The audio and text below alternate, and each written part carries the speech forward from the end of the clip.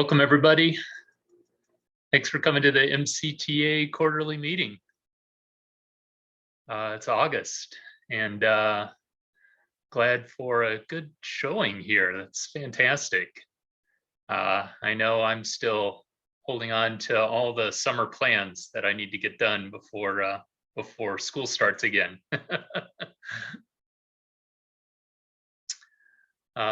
So fantastic. We knew we wanted to keep our meeting. We did shorten it to just an hour, but we've got a lot of important content that we feel like you're in a treat to hear. So I think we'll just go ahead and get started, even as people are still filing in. Let's see, are there any other general things to say, except I do have school on my mind, I'll say. My kids are fighting it, but I know there's a lot of exciting credential activity going on with enrollment plans and new offerings afoot for the fall. So hope to learn more about that from everyone in the MCTA as well. But without further ado, I think what I'll do is turn it over to Sarah, who's got some important work on pathways to share with us. Thank you, Jeff. Over the last couple of months, I've been working on policy analysis related to career and technology education policy. So I'm going to share with you some of the results of that analysis today. Next slide.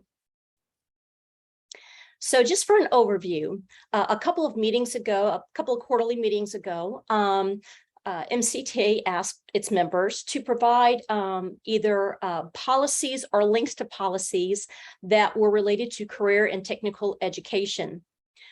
We received a lot of good response. So thank you for everyone for submitting, because we actually have some form of policy from each state. So great job. We looked at 34 that reviewed and analyzed. And I actually dug through approximately 80,500 pages of text. So if I'm a little cross-eyed, you will understand why. Next slide, please.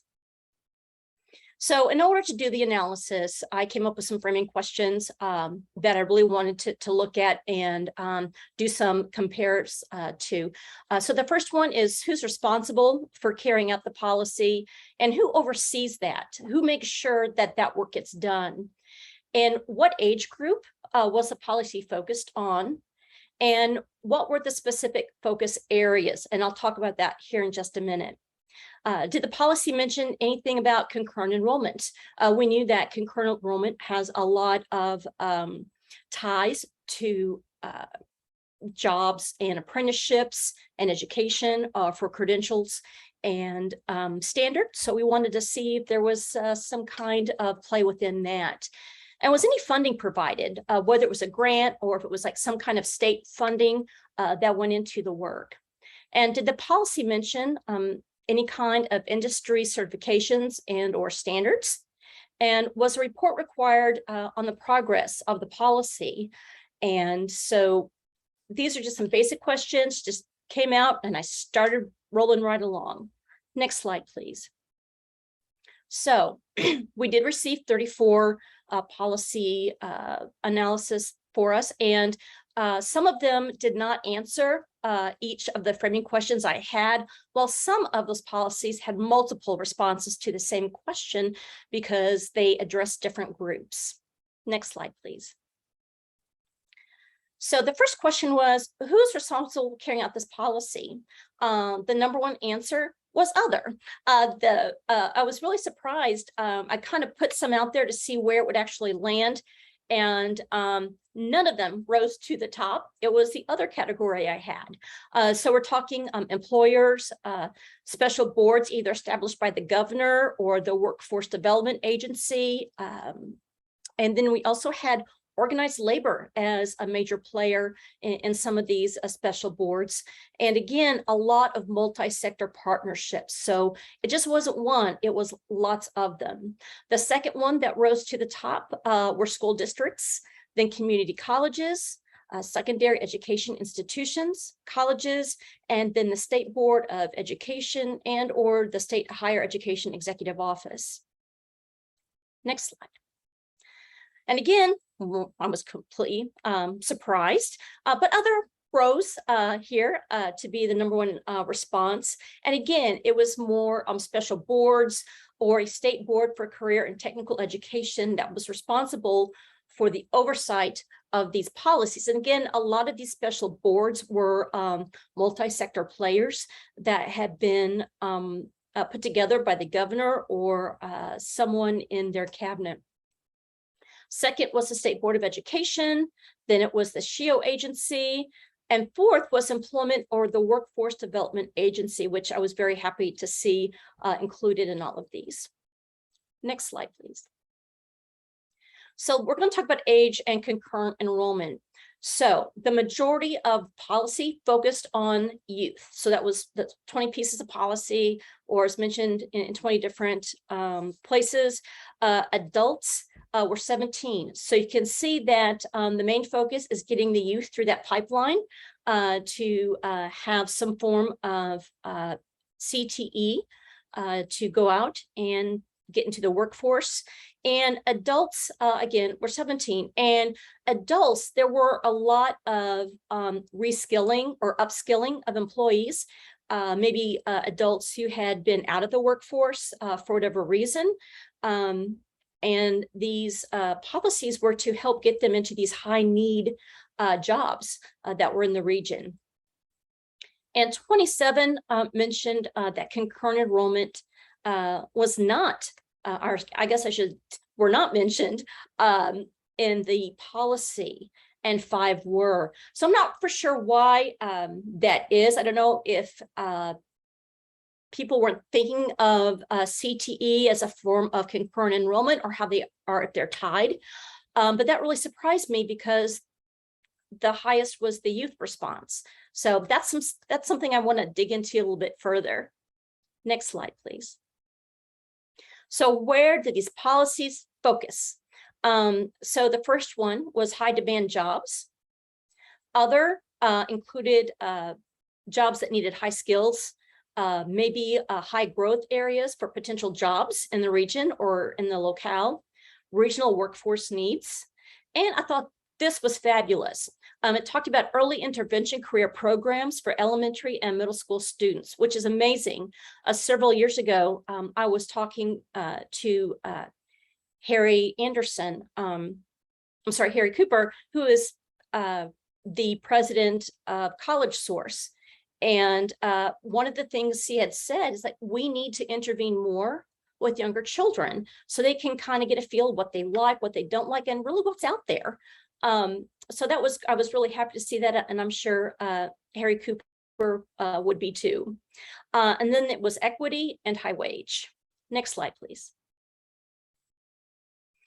So let's talk about funding and industry standards. Again, the majority of the states said, yes, we're going to provide some funding and grants, and that varied.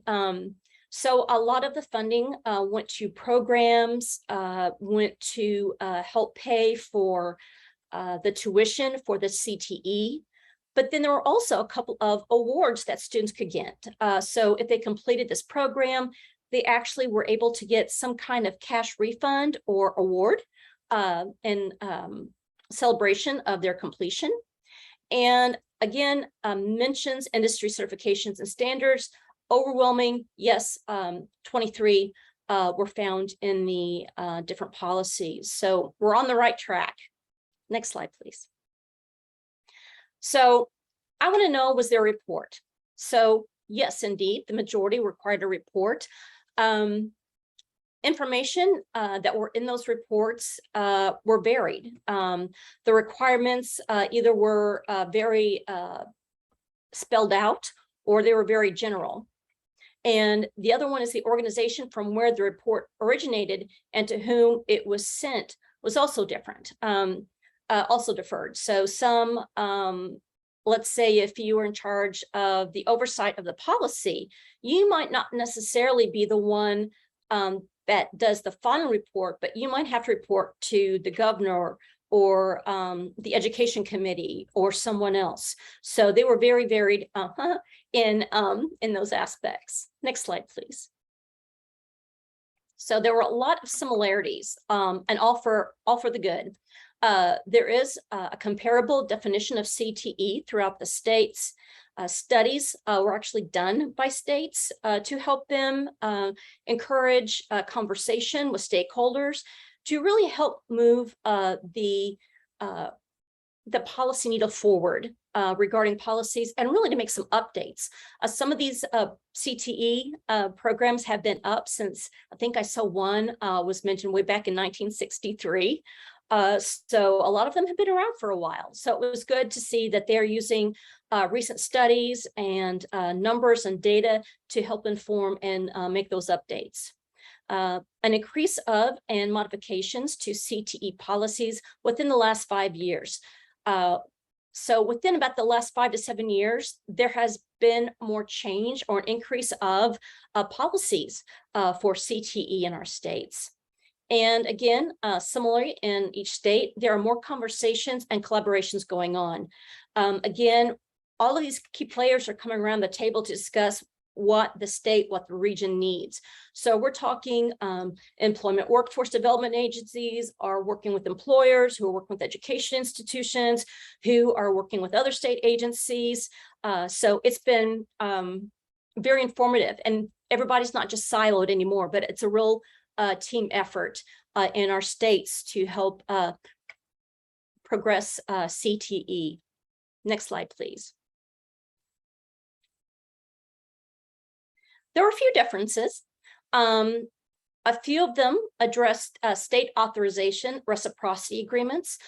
So for example, if you were in a state and you allowed an institution from out of state to provide CTE, there were definitely some things in policy or in the code that addressed that. Military connected individuals, spouses, and dependents were also mentioned in some of them. And I think this was the biggest challenge in doing the policy review, is that the CTE policies are all over the place. They are in different chapters in different states, statutes, codes. Some of them were in education libraries. Some of them were in workforce development. Some of them were in industry. Some of them were in higher education. Some of them were just education. So they were all over the place. And then, of course, you had them that, cross-sected with one another. And it was going back and forth. And yeah, so that became very complicated. But it's great to see that it's there. So I will talk about what my plans are next. Next slide, please. So in summary, I think that additional policy analysis needs to be completed. And my next step when I do that is I want to return what I found to the states to verify. I've already done that with some, and thank you for those who've responded. I really appreciate that. But then I have more questions. I was that kid who always asked why when they were little, and their parents just shook their head. So what is the impact of these policies? What kind of influence are they having in the job market and the population and employment and wage earnings? So what is the data telling us related to this? And are there additional research questions that also need to be asked? Again, these questions were ones that I just kind of came up and what I wanted to find out, but I would actually like to hear from you. What questions did I forget? What also needs to be looked at? What would you be interested in reviewing or seeing? My next step is, of course, to send my summaries out to the states. And then I want to put together a short brief on each state, what I've shared with you, in addition with some similarities and differences that will also be found as the analysis continues. And then I want to have an appendix with links to all of the policies so that folks can go in and look what Indiana had, or look what South Dakota had, Ohio, to see where their state might be able to borrow, as well as kind of look for some promising practices and interview some folks and ask them what their thoughts are. What do they see in the future of CTE in their states? What's coming down the line policy wise? So it's been a really interesting adventure, very time consuming, but once I get in it, I get on a roll and I can't stop. So I'm open to any questions if anyone has some.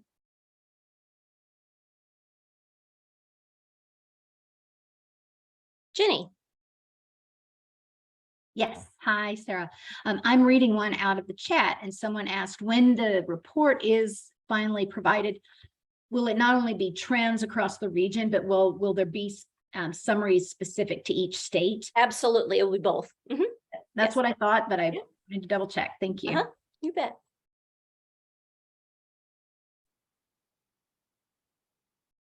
Well, just a nice note here from Nan Kalki that this is nice, that this information really builds nicely upon some other work we're doing with professional licensure, and also with some other pieces of the work that we do. So thank you. This is really helpful. You're welcome. And if anyone has any questions, please feel free to send them. My email is saraa@mech.org. So thank you so much for your attention, and I hope to be able to talk some more with you in the future. Thanks. Great.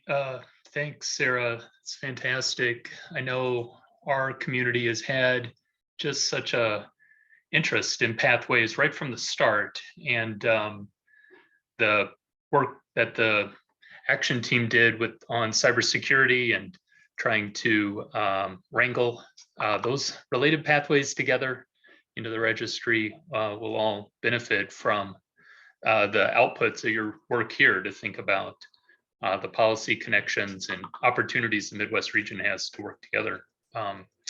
Fantastic.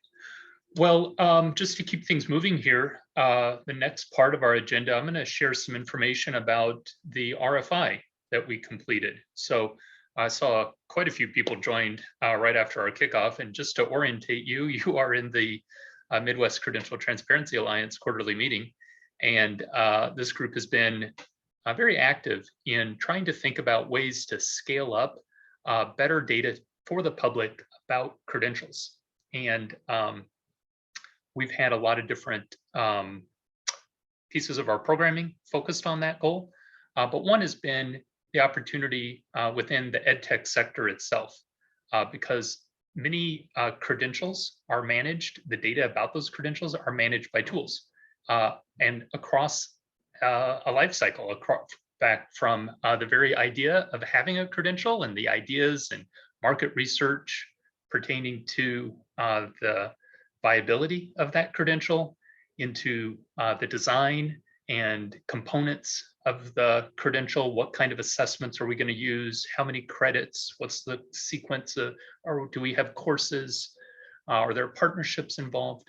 Into development, the operations, the issuing of those credentials, the editing, revocation of said credentials, even the marketing of credentials to the public. Those were all different important use cases that we rely on EdTech tools to help us with.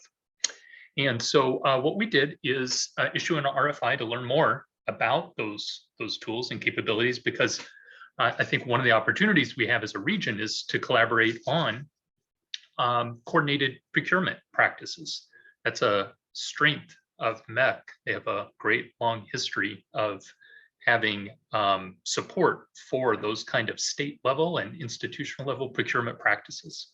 And if there are opportunities there to advance our work on credential transparency, we should take advantage of those. What I'm going to do is share my screen so y'all can see a deck I was just putting together about our RFI. So let's see, is that coming through? Jenny, can you nod your head? Yes, I see you. Thank you very much.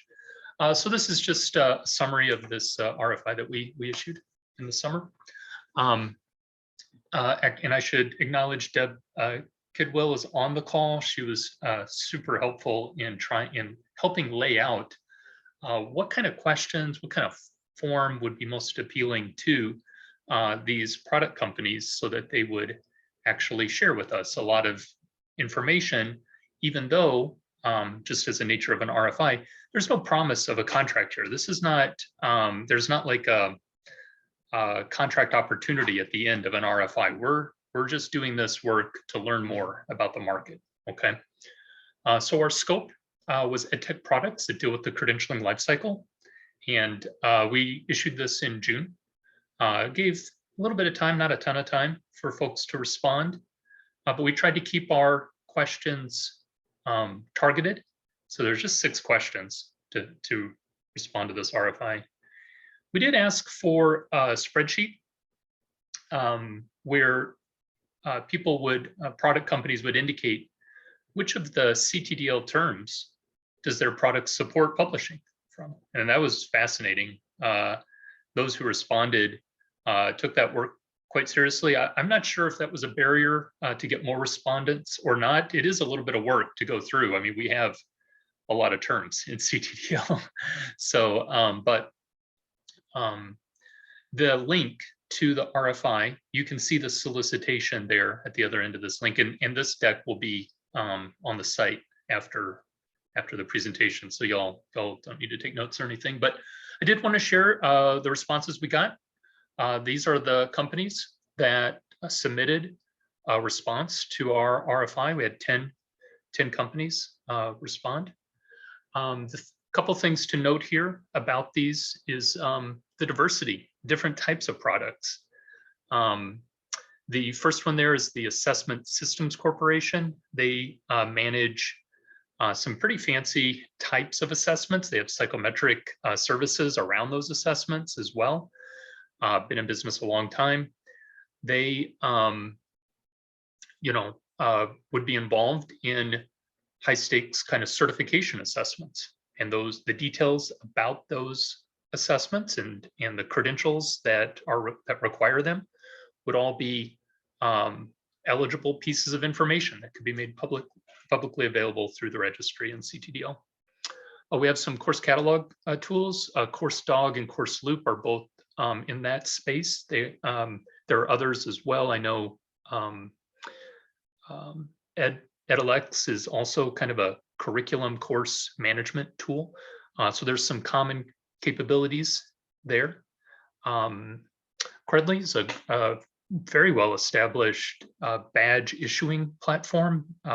And I should say right at the top here, if any of you are already using these tools, 9 out of 10 of these companies said they were ready to begin publishing data to the registry now. So that was especially around credentials. So I would encourage you, and it would really benefit everyone actually, if you are seeking help in publishing data to the registry, if you are using any of these tools,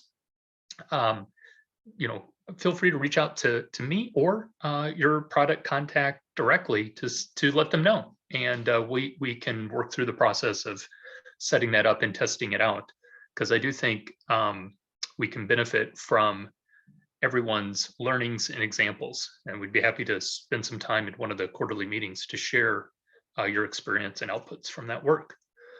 But just to go through the rest here, at Gate, they probably have a variety of use cases, but one is competency framework management, very active in the K-12 space, but in others as well, where they're needing to map curriculum to multiple frameworks. And I'm not going to say this right, but Identify, they have a smart resume product that is capable of connecting people to employers, summarizing and pulling together their achievements.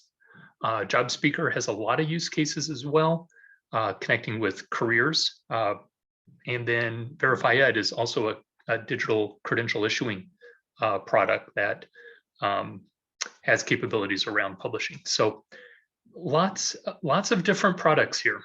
The slide has links to each of these companies' websites, so you can drill in and learn more if you're interested. And I didn't explicitly talk about Territorium directly, but they've got also a variety of use cases, including being one of the first certified around the comprehensive learner record, which is a top use case that we've collaborated with MEC around for a while.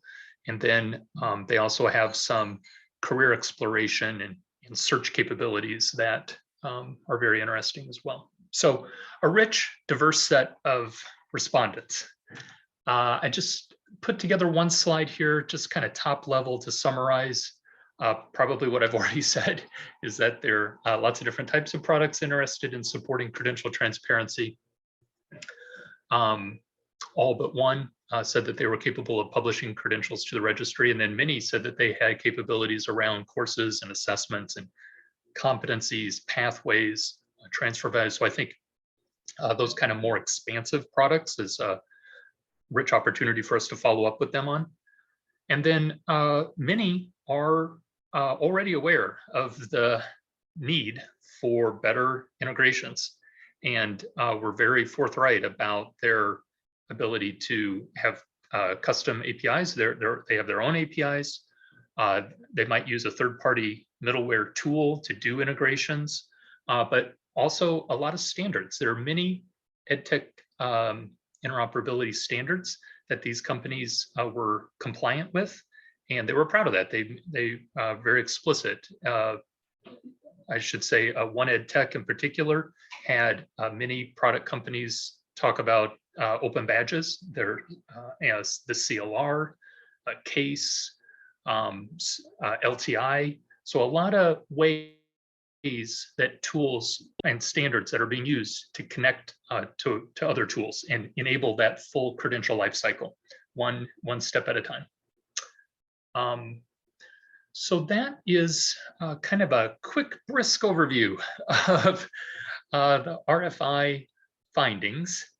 I am going to pause to see if there's any discussion.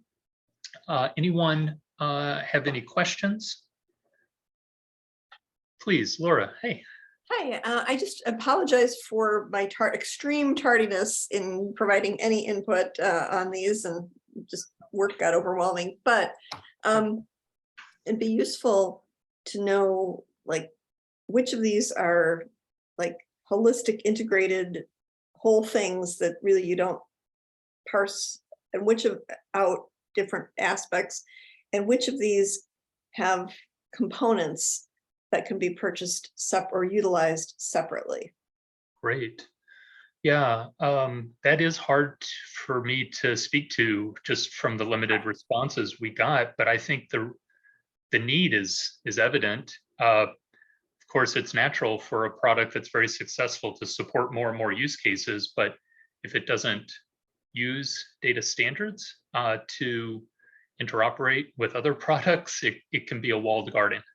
And I hear behind your question kind of that need to be more targeted in the procurement of particular functionality, particular capabilities. I would also say that, I mean, there's so much sort of weird convergence and divergence in this space where you have some tools that do part of this and some tools that do other parts of it, some things that are sort of institutionally already locked in, but there's a gap in functionality that's needed. And so that's sort of one of the things that was behind my question, which is at a next phase of exploration, understanding which things are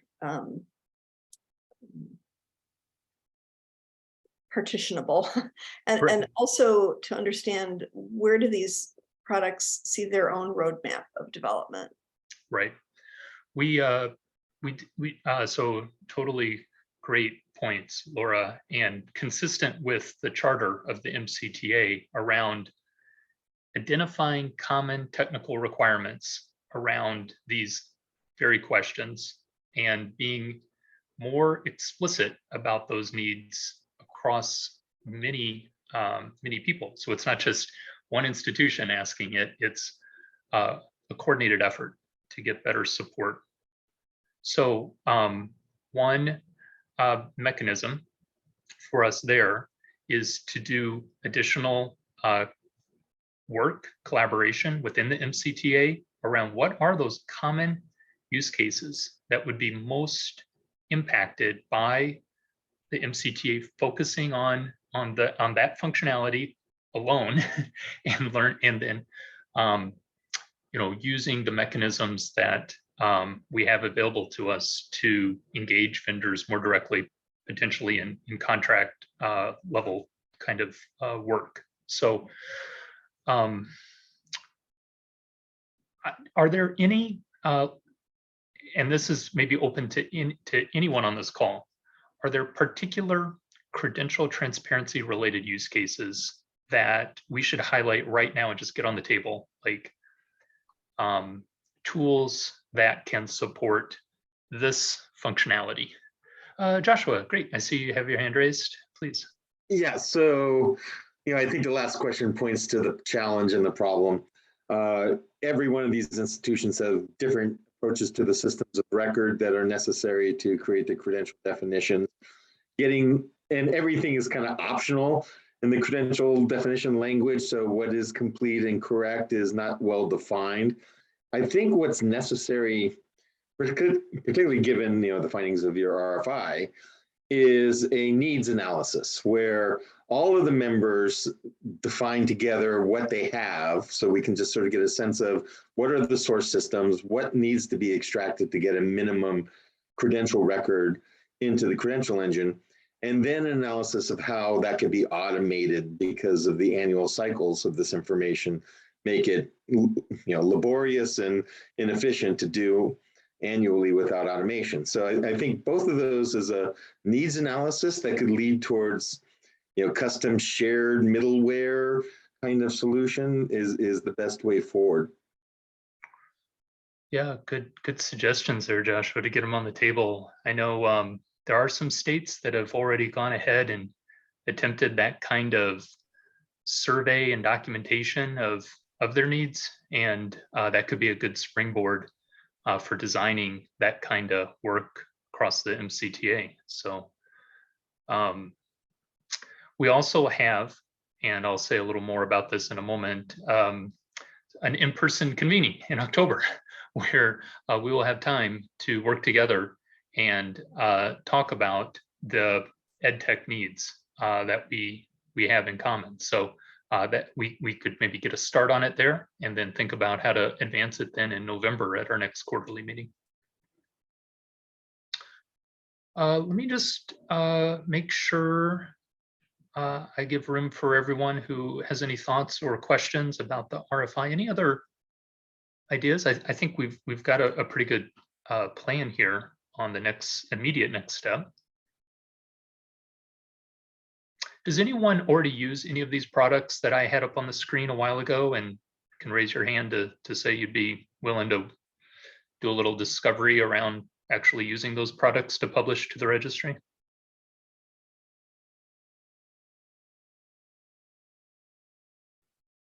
Okay. Well, yeah, that's fine. We're going to continue to be looking for those opportunities, and we'll seek out ways to validate and build on the great responses we got here already.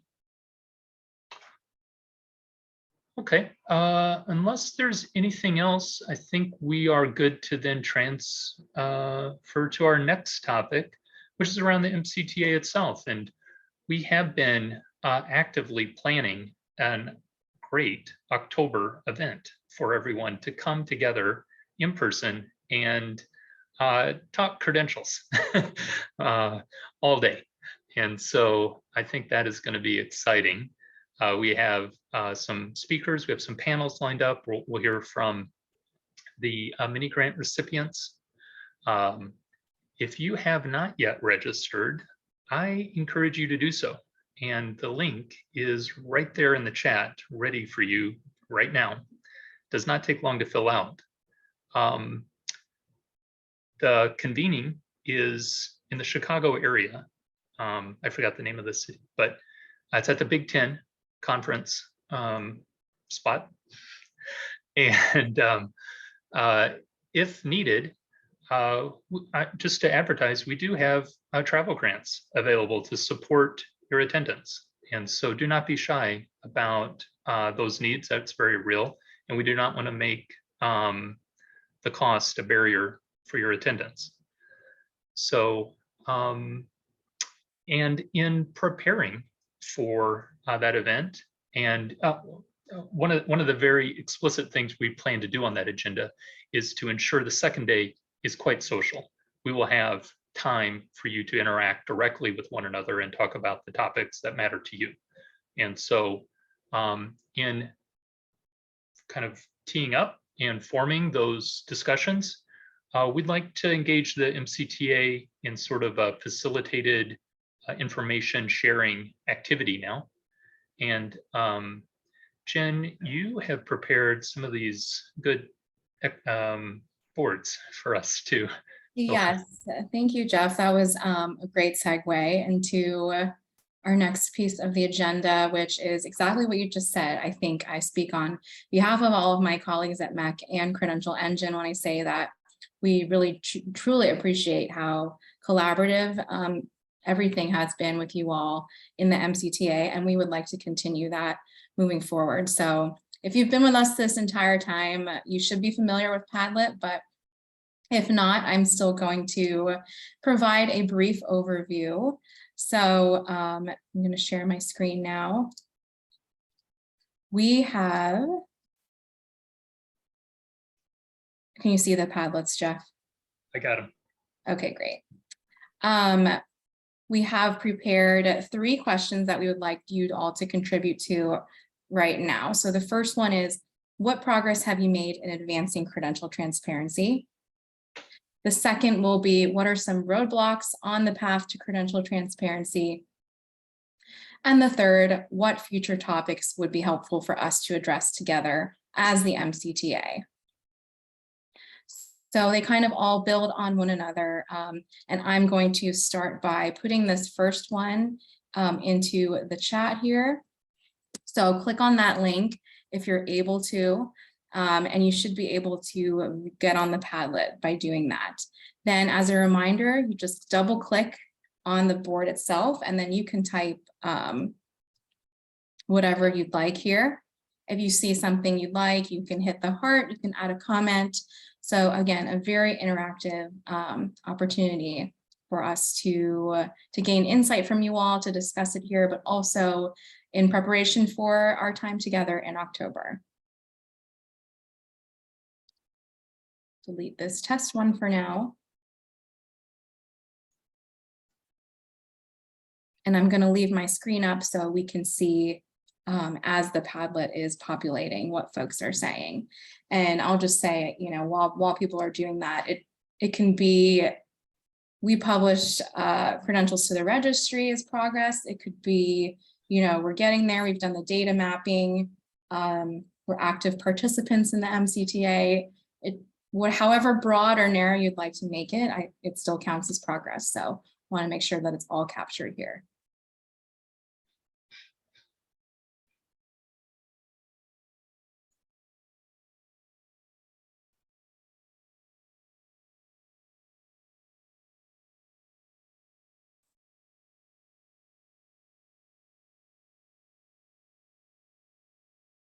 And it's anonymous, as you can see. And if you would like to put your name or state, please feel free to do so.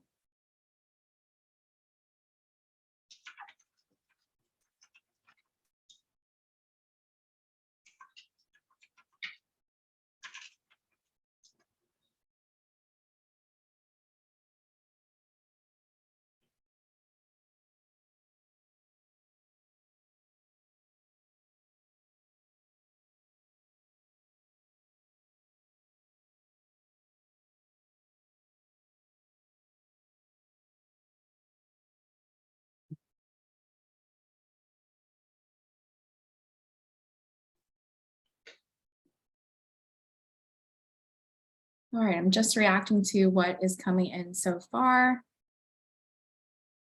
Kansas, they've published all of their public institution post-secondary awards to the registry. We've got a variety of levels of progress here, which again is exactly what we were looking for. Working on a state definition of a credential of value, making decent progress there. You can also put it in the chat if you would like. and one of us on the team can add it on your behalf. Strong support from the state workforce agency. Love that. As you all know, the more collaborative the work is, the better. And again, that's another reason why we even established the MCTA to begin with. Stackable credentials.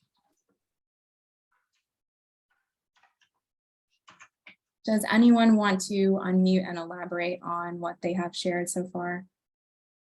I'm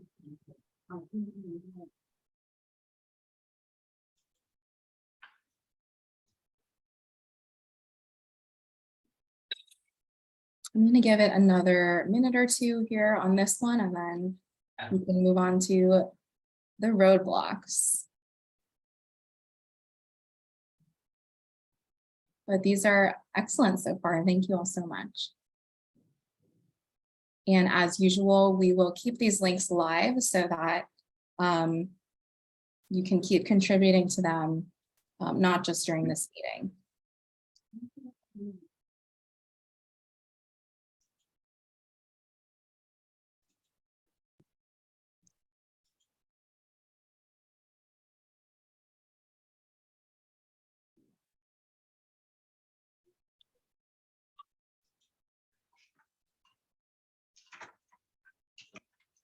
Okay, last chance. Anyone want to share more about which, the progress that they shared on this Padlet?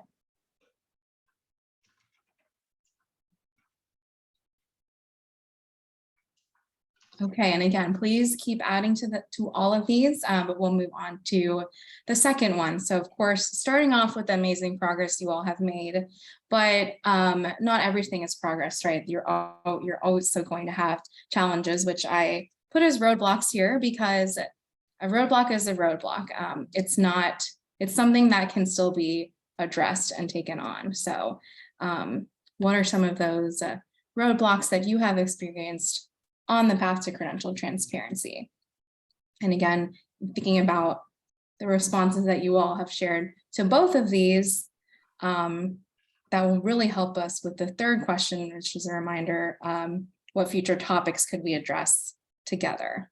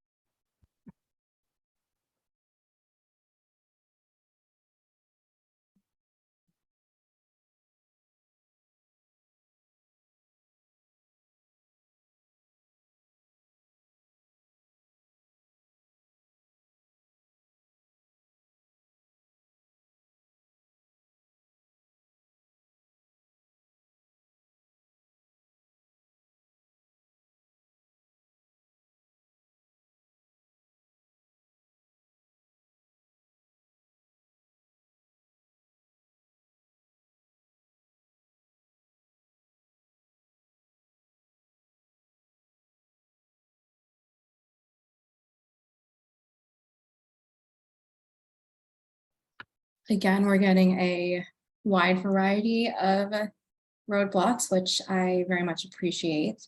Again, I think that each of these can be addressed through the work that we plan to do together in the future.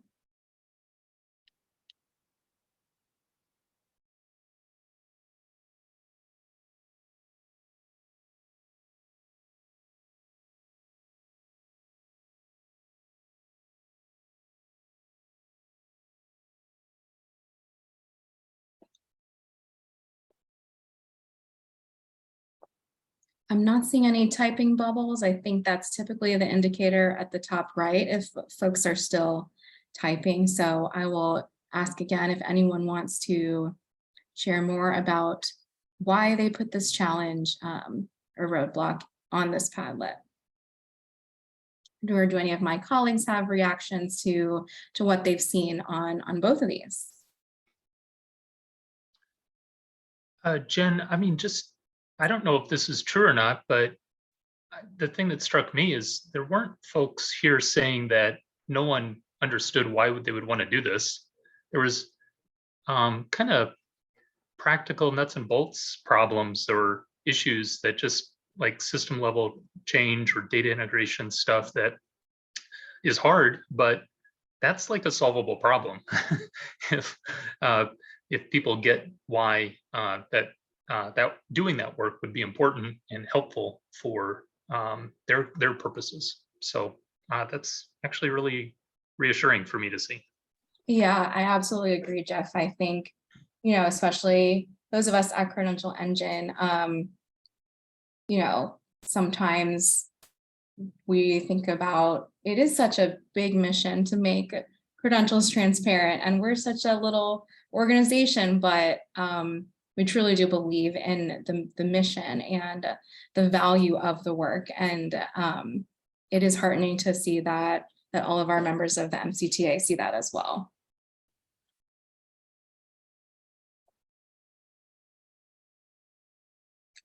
Okay, with that, we'll move on to the final one, and then Jeff will close us out for this afternoon. So again, building off on those two that we just had, what future topics would be helpful for us to address together as the MCTA?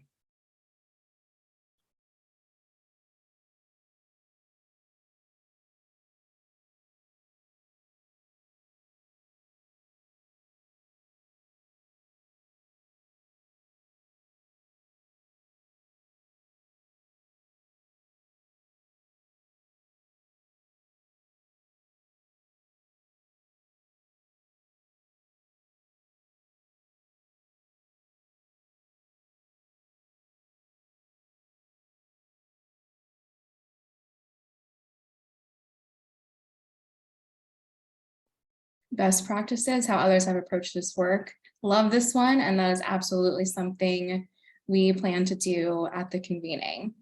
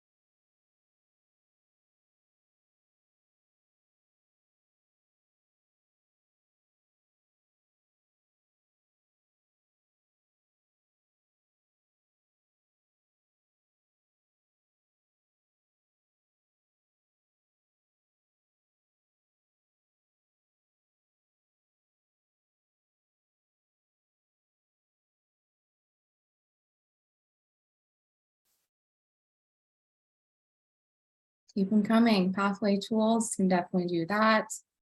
Alignment with credential transparency, higher education, and the workforce. Roadmap from credential transparency practices to real world impact.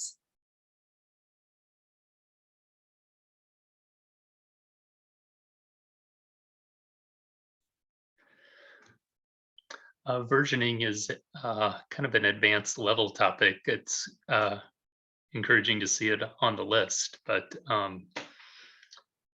so if anyone wants to call out the versioning challenge that you're facing, I'd love to know more about that.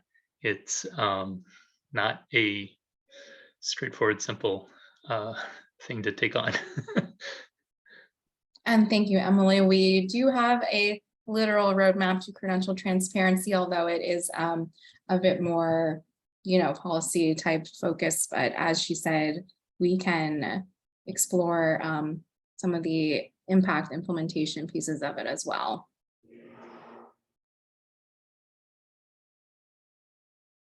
Jeff, we've got one asking for the various tool vendors and tools discussed Hey. earlier.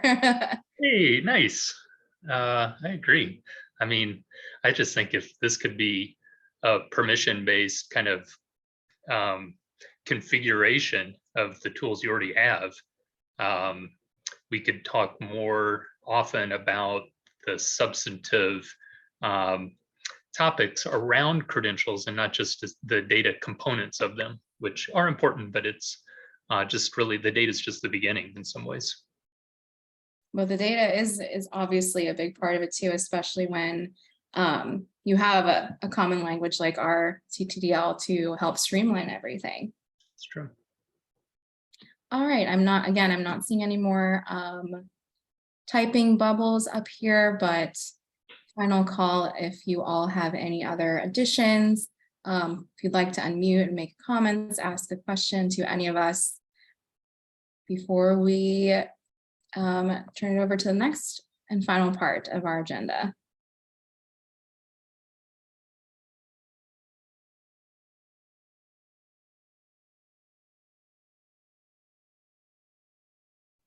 Well, this was great. Again, I very much appreciate your feedback and contributions to this because that's what makes it possible. So Jeff, I will stop screen sharing now and turn it back over to you. Great. Thanks, Jen. And I don't really have a lot else to say, except I was noticing here in the fall, this is often a busy conference time for higher ed, just broadly, lots of conferences occurring. So part of our charter is around dissemination. If you have the opportunity to talk about your credentialing work at these conferences, we'd encourage you to highlight any connection or learnings or advancement that you've made through the MCTA. Operating as a region, as a community of practice is kind of a unique attribute of our work. And we found others to be really energized and excited about it. But we can't do all of the marketing and outreach that we could do collectively together. So if you do want to have any support or have any needs related to sharing information about your work here with the MCTA at any conference, feel free to reach out. Happy to support you. Could be slides or content or just a review to make sure everything is looking good. Happy to do any of that support work. And also just to recognize your contributions here more broadly within the MCTA itself. So if you are presenting, we'd love to hear about it. And in that vein, I was talking with Mark Luba. I saw him on the call earlier. He had mentioned to me that in February, the OneNet Tech will be hosting a convening around digital credentials. And I'll just put the link here in the chat to their call for proposals. If y'all want to assemble. Oh, Mark, there you are. You're off. Any?